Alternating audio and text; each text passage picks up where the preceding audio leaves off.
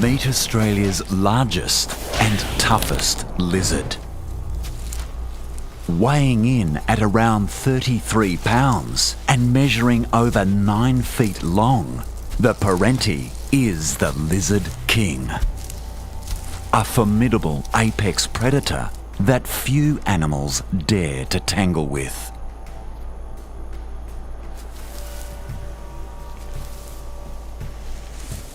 This large male is a notorious desert stalker.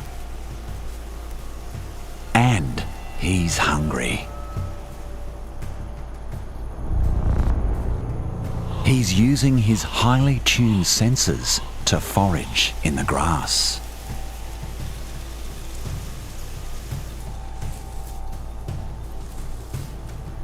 His eyes are shaded from the sun and sensitive to the slightest of movements.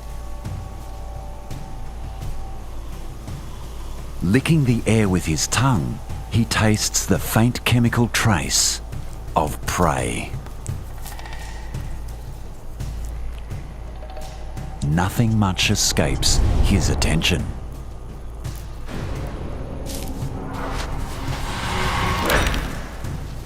Most of the time, he makes do with small rodents. Out here in Australia's barren interior, potential meals are few and far between. So he's not above scavenging.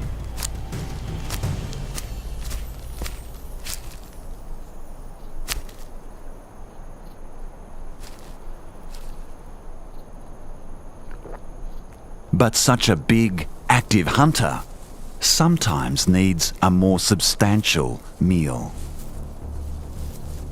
A Parenti of his size will actively hunt wombats and even lone dingoes. Most reptiles wouldn't even dream of taking on a red kangaroo. But the Parenti isn't most reptiles.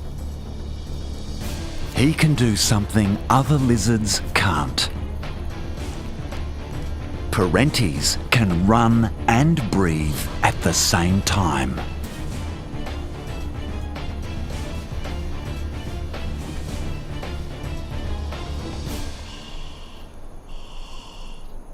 He has a large breathing tube and strong neck muscles that act like bellows to keep him well oxygenated, even at high speed. The Parenti is one of the fastest of all reptiles. He can maintain speeds of around 25 miles an hour for more than half a mile, making him a very efficient endurance hunter.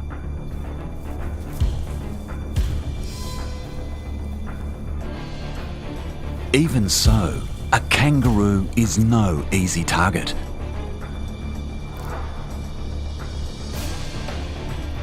His best chance is to launch a surprise attack. He focuses on the weakest and most vulnerable within the mob.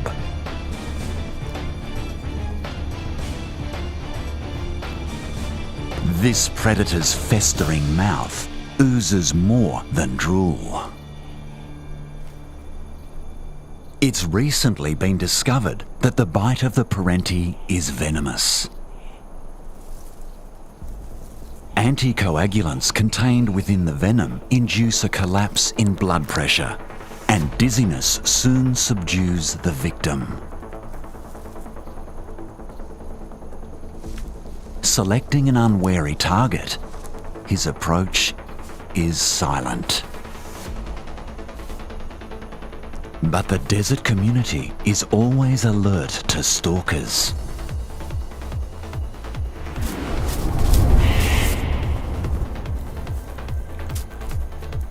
The chase is on, a contest of speed and agility.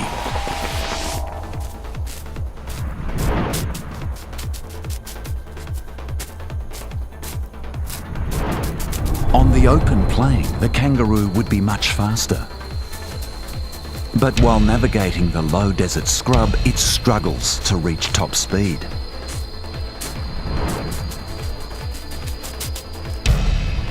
But ultimately, the Parenti is outclassed.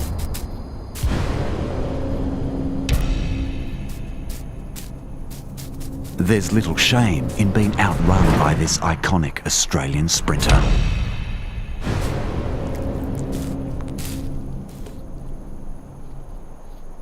But the Parenti turns his attention to a very different challenge.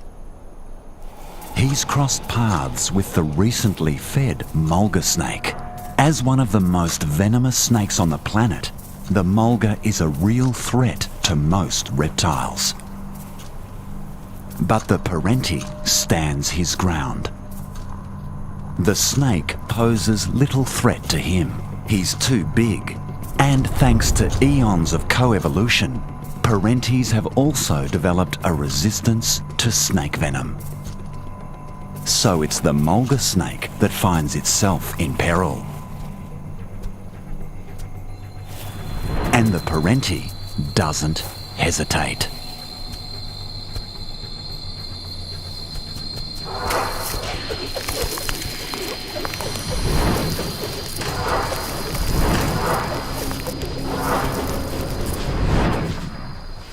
It's a sizable meal that will provide this unscrupulous predator with enough energy to stalk his next victim. Dragons have been the stuff of legend for centuries upon centuries, but you might be amazed to know they're real. Well, maybe not in the way we've been led to believe, but these monsters from Indonesia truly do justice to their name. The Komodo dragon, 10 feet long and 300 pounds of might and ferocity. Of the monitor lizard family, they're the largest remaining lizards on the planet. These guys were dubbed dragons around the time they were discovered in 1910. Explorers were told of a dragon-like creature terrorizing the Indonesian island of Komodo. And well, they lived up to the hype. They look like a dragon. Big shoulders, big stocky neck, long sleek head. They have that long, kind of like vultures, long slender head so that they can get inside of bodies, eat the carrion, get the meat, rip it out. Really sharp claws, used for digging, ripping meat off the bones. Very long, powerful tail. They use that in combat. Also to get away from predators. They have extremely strong whipping power, and they're just very stocky, made for all-terrain animals. All-terrain indeed. They're built like Jeeps, and they're brutal to tangle with. As massive as these dragons are, they can take down even bigger animals when they've got an appetite. Deer, water buffalo, and even humans. They tend to hunt solo, but they've been known to team up if a buffet-sized dinner is on the table. They can run very fast in short bursts, up to 11, 12 miles an hour, on a sprint, but they can't sustain that very long. So what they would do is usually they would kind of hide out, wait, by a bush, by a tree. When prey would come through, usually grab it low by the feet, kind of drag it down. Yep, they're fast, they're stealthy, they're patient, and if they catch you, they're straight up nasty. For a long time, it was widely believed that Komodo dragons had a venomous bite that did the damage. But the grisly truth is, their victims die of blood loss. Now, how they find their prey? Well, it all begins with that long, forked tongue. As it flicks in and out of their mouths, the Komodo collects air and deposits it on the receptors of the roof of their mouths. That allows them to pick up the scent of prey from up to 5 miles away. A sophisticated tongue. And once they're ready to munch, they eat every last bite. And that includes hair, hooves, horns, and bone. Yeah, they waste nothing. They're very opportunistic, so whenever they do make a kill, they do find some food, they can eat up to 80% of their total body weight in one sitting, and then they may not be able to eat again for another week or two, depending on when they can get their next meal. So they basically stuff themselves as much as they can on everything they can, while they can, and then from there, they move on to the next meal. For thousands of years, they've been dominating life on the islands of Indonesia. Run into one of these guys by mistake, and you'll find out firsthand why they're worthy of the name dragon.